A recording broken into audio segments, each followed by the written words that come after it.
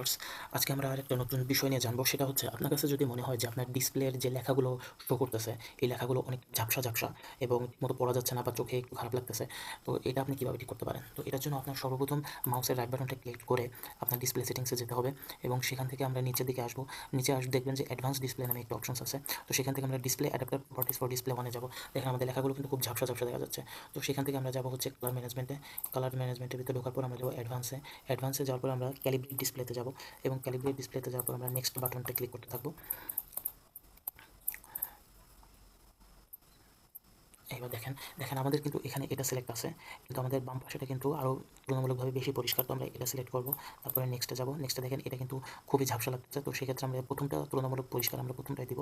তারপরে নেক্সটে যে আমরা যেটা আছে এটাই থাকবে, এটা এই তিনটা তুলনায় এটা বেশি স্পষ্ট লাগতেছে, তো আমরা সেটা দিব। আর এখানে দেখেন এই পাশে যত যাচ্ছে সেটা তত ঝাপসা।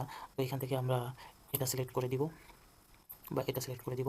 তারপর হচ্ছে আমরা নেক্সটে যাব এবং দেখেন এখান থেকেও আমরা এটা সিলেক্ট করে দিব যেটা আপনার চোখে আর কি ভালো লাগে। তারপর আমরা যখন ফিনিশে থাকবো, এখন দেখেন আমাদের লেখাটা তুলনামূলকভাবে আগে থেকে স্পষ্ট এবং সুন্দর দেখা যাচ্ছে এবং পড়তেও কোনো অসুবিধা হচ্ছে না। তো এভাবেই মূলত আমরা যদি আমাদের লেখা অস্পষ্ট দেখা যায়, তো সেক্ষেত্রে আমরা এটা এভাবে অ্যাডজাস্ট করতে পারি।